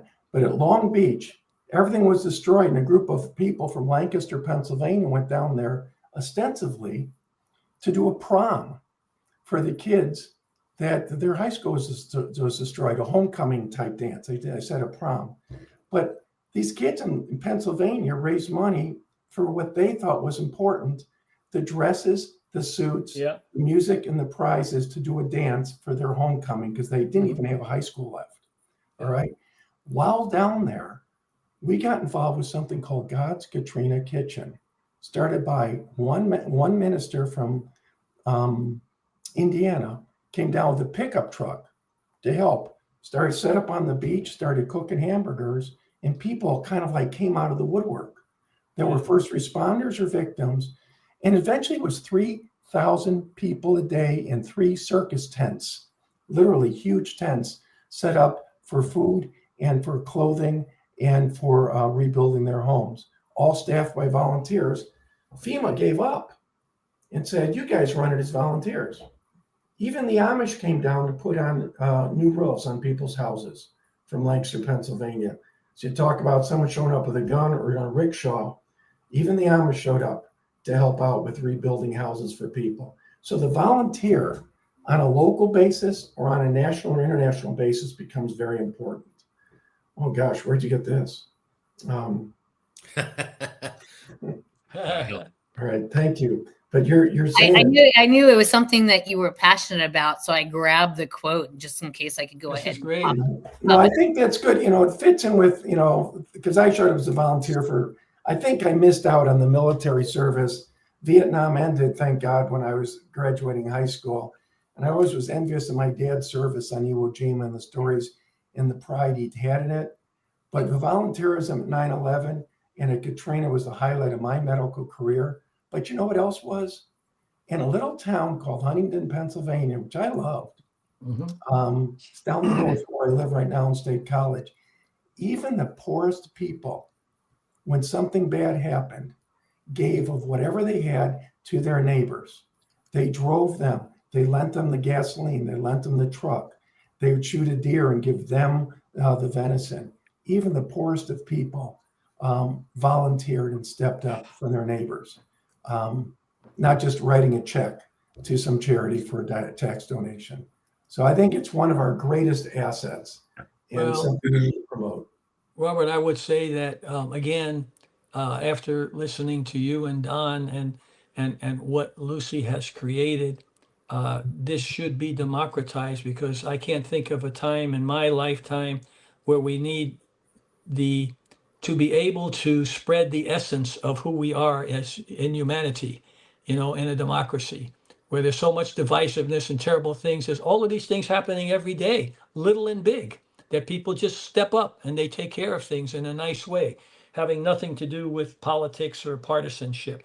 So I think Katrina is a perfect example of that, where most people, unfortunately, I think Don and I had spoken about this previously, the as we the old elders who have the institutional memory start passing on, that institutional memory needs to be embedded in the generations behind us, because when Katrina hit, we were woefully unprepared. Nobody ever thought of something at that level catastrophically. And the military, of course, was necessary, as well as MRCs and DMATs and all the other acronyms.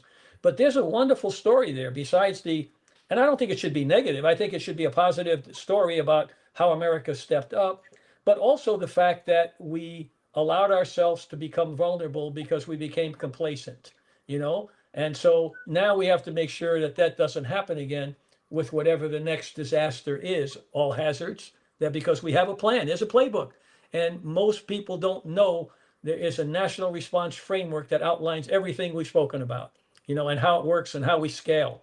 So more of the good stories, I think, would be terrific from you all. And we're desperate for feel good and inspiration, and not divisiveness, but more unification around common cause, a common value proposition, just being Americans, And I pain for my country now because everything I turn on is about divisiveness, blaming the other side, calling each other names, those kind of things. And here, there's a rich body of information that we can all be proud of. And thank you for saying that. And then again, thank you so much for extending your time with us. I'm going to kind of keep you now for the last 9 minutes, right? Because you're all in with us, right? But this was another quote that in preparing for this call, I kind of, when Don said it, I'm like, I'm writing it down. I'm going to go ahead and put that on your advisory board, right? Lucy, it's me that should be thanking you, because this is maybe the best conversation I've had in days. Okay, really, I mean that sincerely, because it's not about some crisis or some hatred or politics. It's about something that's to benefit humanity, and really it's about taking all the IP that we have and figuring out how to mobilize it, democratize it, to make a better country that's more prepared, and really it expands globally for what Don's doing with WADEM.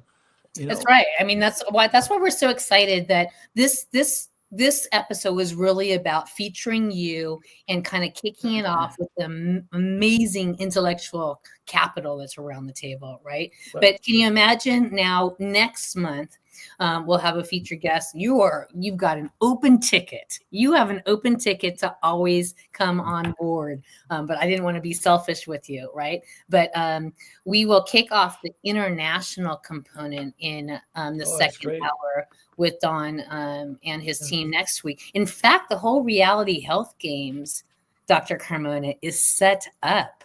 Good. To almost have this kind of region to region, community to community, state to state. He's got directors over the I don't know the regions off the top of my head, the Oceanic, the Latham, right? Your 7 kind of regional places of the globe. Yeah. Remind everybody about the Tokyo event that you just held. I mean, holy cow, that was amazing. Yeah, WADEM meets every 2 years. We meet biannually in the odd number year. And at the beginning of May, we had our 23rd biennial meeting in Tokyo. We have it all around the world. Mm-hmm. It was highly successful. I'm happy to say we had 1,335 delegates from 84 nations. Wow. 714 oral presentations, 7 workshops, and 325 poster presentations. That's fantastic. Students, providers, experts from all around the world talking about how we advance disaster medicine. Having the floor, I want to segue though, something. Okay. Dr. Carmona, you mentioned you laid a groundwork with I think is good. Something something that's healthy, something that's good for us is to do something nice. Yes. And you talked about the screaming, the 99-year-old screaming eagle.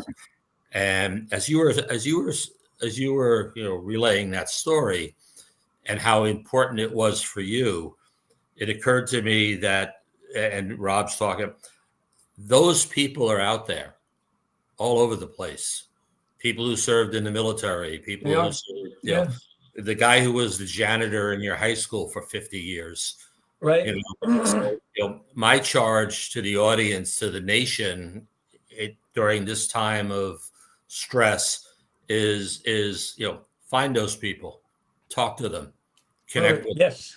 thank them for what they did. I used to live on Capitol Hill. One of my regrets is there was a gentleman who lived around the block from me who ran a pharmacy in the basement of the house on East Capitol Street, who was one of the Tuskegee Airmen. Oh gosh, there's another group for sure. And I never got over there to just knock at his door and talk to him and thank him, and I regret that. But as you were saying, Dr. Carmona, or actually it was Lucy, find someone like that and thank them while they're still here to be thanked. Absolutely. Well and we said. actually have a Share It badge. Part of the Reality Health Games that you'll see coming up will be to challenge you to, I call it a wing tapper. You might call it a Force for Health hero. With my girl power, it's a wing tapper or a legacy maker. But more generally speaking, just pick one person who has inspired you to be a better person. And That's great. oftentimes they don't know. Right. And your little sharing of that will make their year, right? Or their life sometimes. I mean, I've had people come up to me and say, holy cow. So, I mean, so learn it, live it, share it as we kind of like look at leaning in towards. Go ahead, Rob. I mean, Lucy, I would just, that with the term that we use in the military for what you're describing is be a force multiplier. Right. That's really what, I think it fits nicely. Don't you think, Don? I mean, that Yes. So basically, we all have our networks, but how do we extend the network? And what's the message? What's the narrative? We're keeping it positive. We're giving credit to those who do things, the invisible people that, do things every day that you don't know. I think all of us have a bias toward identifying those people. I know I always have. I'm sure that Don and Robert have done it as well. The janitor, the person that cleans your room, I remember the call rooms. I think of all these people that I met going through my own career, and I always, took the time to thank them because, they go through a whole life, they retire, and nobody says anything to them. But we are all at one time dependent on them for whatever it is, whatever little thing that they were doing, it made our life better, made the community's life better. So I applaud you guys again to keeping this positive, and at a time when we desperately need these good messages, And Rob, I'm sorry, Dr. Carmona. I was going to say that, Rob, when you say that, force multiplier, I feel like Rob's brain's going like this. He's just got so much, ideas. If you look at physics, it's force equals mass times acceleration. Hey. If we are creating a force for good or a force for health, our mass is our number of members, and our acceleration is the number of actions each member does. That's right. You multiply those out, and you're creating a force field around the community. Yes. And as people advance their learn it, live it, and share it, and are learning various things, we literally make a circular graph that we call a force field or a force for health footprint. Right. As we get to the end of this, Lucy says, Rob, do you have any final thoughts? And so I'm just going to throw that out right now. And is worth thanking people. It's still coming. I'm going back to immunizations again. It is a kindness to all of your neighbors. Damn it. Get your kids vaccinated. Yep. I don't want to get whooping cough as a senior citizen on immune suppressing drugs because your kid didn't get immunized. I don't want my grandchild to die from it or get it so if someone gets their kids vaccinated, that's an act of kindness. It's care for their kids, but it's kindness for the community to improve our herd immunity so that we all don't get sick. So thanking your neighbor for their service, and part of your service to your country is make the healthy choice. Get immunized, provide the healthy food when you're the host at that soccer game and you're buying snacks. All those little things add up, and you got to thank people for the little things. Yeah, Robert, you know what's interesting too, it just made me think of it. As I went through my years as Surgeon General and dealing with the House, the Senate, the White House, the politics, and some of issues that I always thought that this doesn't need to be that difficult. But of course, in a democracy, everybody's allowed an opinion. And what I came to really understand is, as I looked at all the issues that became contentious, and I tried to, like when I talk to my graduate students now, and we're talking policy, I say the challenge with a democracy and the benefit of democracy is this: that you do have the right to do certain things within the legal envelope, of course, but there are things that you do that could be deleterious to others. So what I started to really understand is the most contentious issues in democracy is that people insisting on doing something that is beneficial to them but deleterious to somebody else. Think smoking, okay? And so then you start thinking about speeding, helmets, tobacco, and everything. And it's like, and I've had people tell me, you may be the Surgeon General, but you can't tell me not to smoke because it's my right. But, and I often would have, I said, it is your right, but let me ask you, you married? You have children? So your children are smoking. You realize that in your house, okay? And you realize you're accelerating their disease, and name all the diseases, okay? So you can, if you try and fight it, but just say that's absurd, we're going to pass a law, that doesn't help because people, it's like prohibition.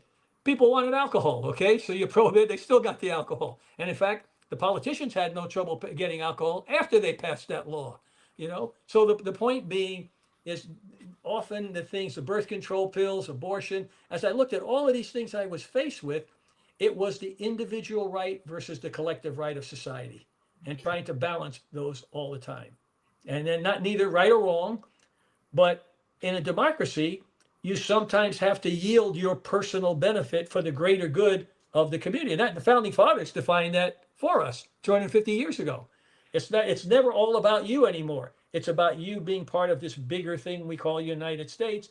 And if you are doing things that are causing harm to others, you should stop and think about that, okay? In Arizona, when I first got there, start the trauma center, I had to testify to the legislature in the state about there was no seatbelt law and there was no helmet law. And I was like, dude, do you know how much it costs for every and when we looked at the data, it was like $80-something thousand for every head injury that isn't lethal. And I said, so if you want to be free and let everybody do what they want, this is what's going to cost you, okay? And we got to change. The legislation changed because I made a business case of it, and I should have changed because of a health case. But I said, look at what it's costing you, okay? Tobacco was the same thing. Seatbelts. You have to figure out a smarter way to skin this cat and be able to, and often it's a business case that you show it's costing money even to the most conservative people, then they've got to do something about it. When you think about it, you think, well, wouldn't you do it anyway just because it's the right thing to do for the people? That's what we face within a democracy. Don, final words as we wrap this up. Engage with us. Put me on the spot. Here, I'll give you your quote back if you want to jump off that. Engage.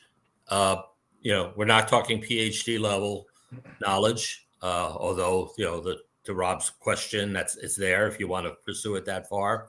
But understand your vulnerabilities, understand your vulnerabilities, understand what you would need to do in the event of the unthinkable. Right. And honor, this is a great nation.